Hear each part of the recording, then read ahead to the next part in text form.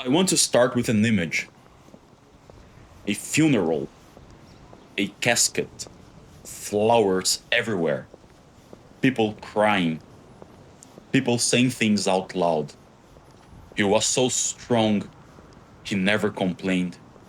He always showed up. He gave everything he had. And I always think the same thing when I hear this. Where were those words when he could still hear them?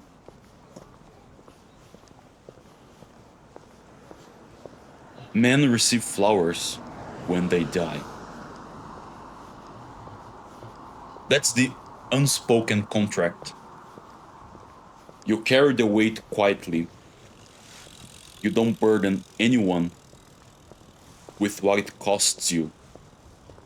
You show up regardless of what's happening inside. And in return, at the end, people will say the right things over your body.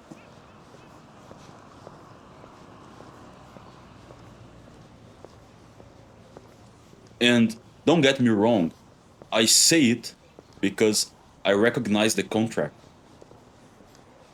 I have signed versions of it myself. Most men I respect have. But today, I want to examine what that contract actually costs.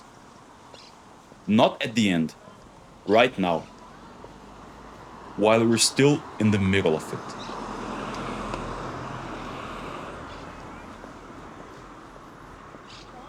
There is a particular kind of loneliness that belongs specifically to the man who is functioning at a high level.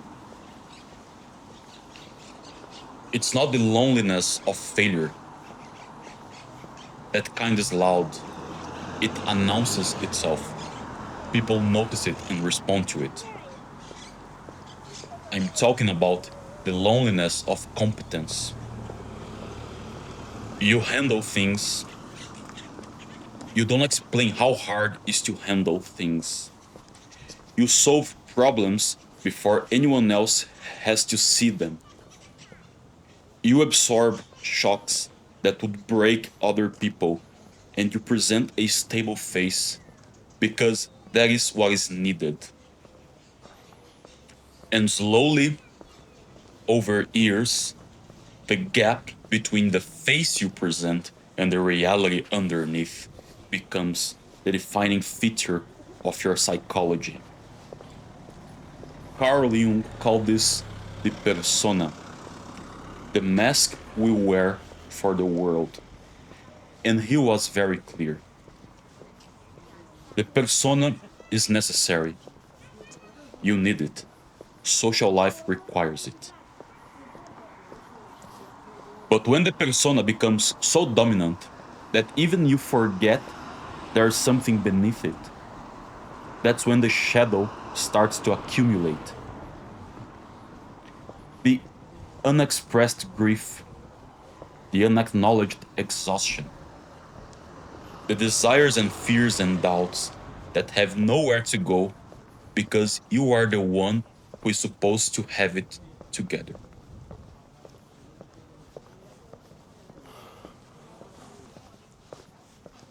I have seen men who carry this weight for decades, men who build families, businesses, entire worlds for other people, and who die without anyone ever really asking them how they were doing. Not the polite version of that question, the real version. And the tragedy is not that no one asked. The tragedy is that they wouldn't have known how to answer. Schopenhauer said, the prey's agony is always greater than the predator's pleasure. I keep returning to this idea in context far beyond its original meaning. Because there is an asymmetry at the heart of sacrifice that we almost never talk about honestly. When a man sacrifices his time, his comfort, his ambitions, his emotional life, the people who benefit from that sacrifice experience it as comfort, stability, security, normal life, the baseline. They don't experience the cost because they were never presented with the bill.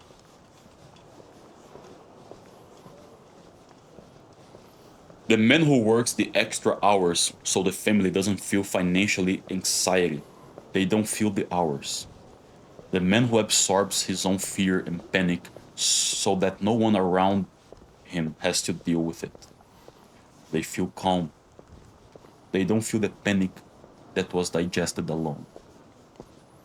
The agony of the sacrifice is private. The pleasure of the result is shared.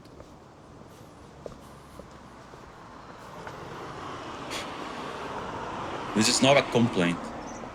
This is not an argument that men should stop doing these things.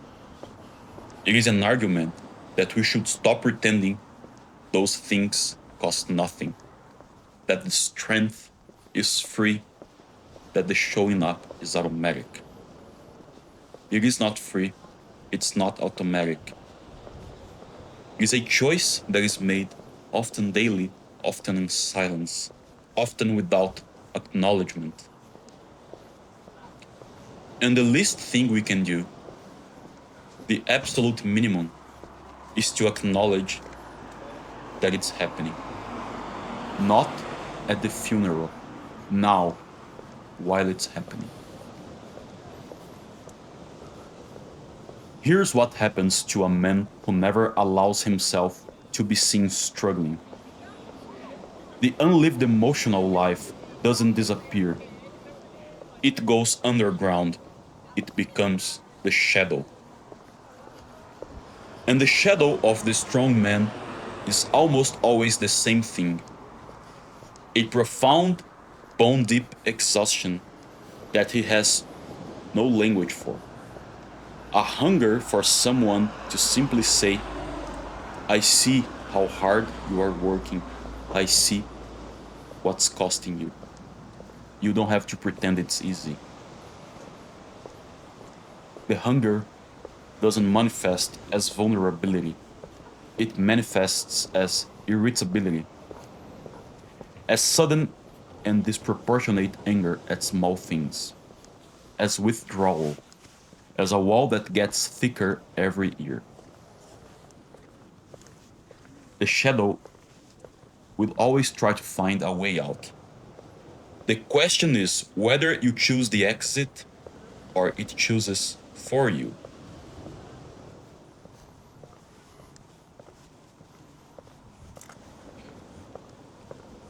I'm not interested in the version of masculinity that performs invulnerability as a virtue.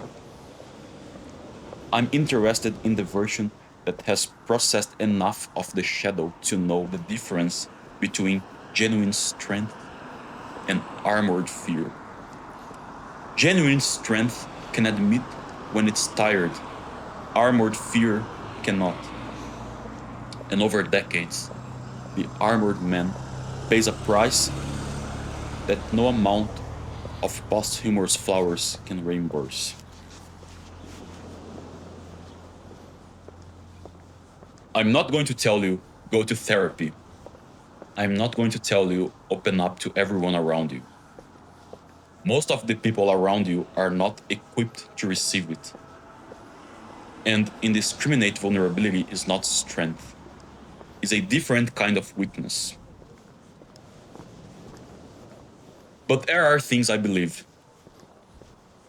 I believe that every man deserves at least one person, one, in front of whom the persona can come down. Not permanently, not publicly, just somewhere. I believe that the strongest men I have ever encountered were not the ones who felt nothing.